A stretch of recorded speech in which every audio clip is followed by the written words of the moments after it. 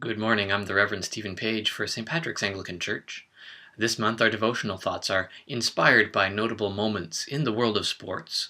We're in the midst of the Olympics, where national colors and emblems show up everywhere and on everything, from pencils to stickers, from shirts to children's bibs, and everything in between. And since this is a Summer Olympics year, let's go back to the 1936 Summer Olympic Games in Berlin, Germany. Now, this year, the men's long jump medal round was held on the weekend. Saturday, August 4th was scheduled to be the medal round for the men's long jump. Back in 1936, the world long jump record was held at that time by a man named Jesse Owens. As the event drew closer and closer to the medal day, Owens noticed someone that he didn't know taking practice jumps. It was a German fellow named Luz Long. What drew Owen's attention to this stranger were the long jumps that the long jumper Long was making. They were only practice jumps, of course, but they were very close to Owen's own world record. Now, Owens thought he'd better do one final tune-up practice jump just to make sure that he was ready for the medal round. Maybe he also wanted to send a message to his opponent that he still had what it took. So Owens ran down the track, and he took off. And he made a nice landing, a pretty decent jump. If somewhat unspectacular, it was just a practice distance after all. The problem was that even though Owens was still wearing his warm-up pants and top, the long jump officials counted the jump as an official leap for the competition. Well, neither Owens nor his coach could convince the officials otherwise, so the jump counted. And all the distraction and worry caused Owens to foul his second attempt by stepping over the takeoff line. Well, in the long jump, each contestant gets 3 jumps, and the longest one counts towards advancing to the next round. Well, with a practice jump and a foul on his first 2 jumps, Owens was down to his final leap, and he was under a lot of pressure for this last jump. Would the world champ be eliminated in this preliminary round before we even got to the medal round? Well, this German fellow Long, he could see what was happening. And while other competitors were taking their final jumps, Long came over to Owens and introduced himself. And his chat with Owens helped calm Owens down a little bit. Long even made a suggestion that Owens draw a pretend foul line a few inches before the real one, maybe with his toe or something. Just do this just to be sure to avoid a foul on his final jump.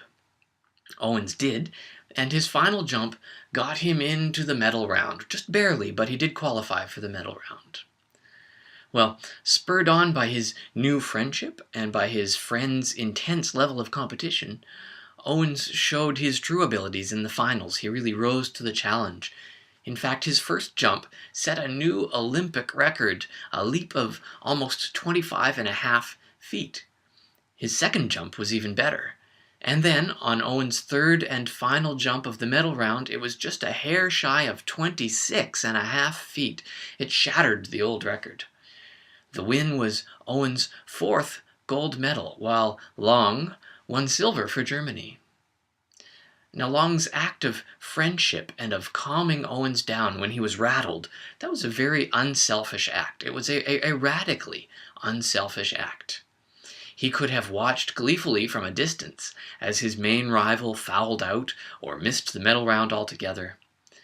By helping Owens, Long ultimately lost the gold medal, but he won a close friend for life. In fact, Owens and Long, they kept in touch, and they built on their friendship in the coming years. This was 1936 when they met and when this Olympics unselfish act happened. And in the coming years, Long was killed during the Second World War just a few years later. And afterwards, Owens kept writing Long's family, reminding them of his good friend and their close friendship. Jesus calls us, as his followers, to live lives of radical unselfishness.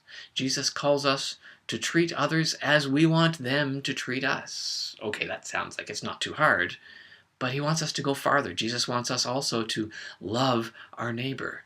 In fact, Jesus even wants us to love our enemies. those people we just can't stand, that we don't get along with.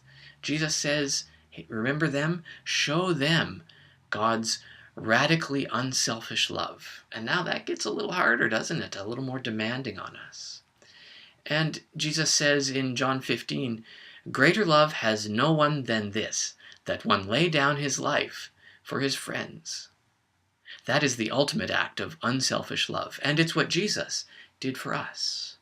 Jesus willingly surrendered himself to suffering, even to death, for you, for me, for us, his friends. By dying on the cross, Jesus has shown us how much God loves us. It shows us how far God will go to draw us back to him. And once we receive this unselfish love of God, we are then able to, in turn, share it with those around us. May you experience God's love today and share it with those you meet today, this radical, unselfish love. For St. Patrick's Church, I'm Stephen Page.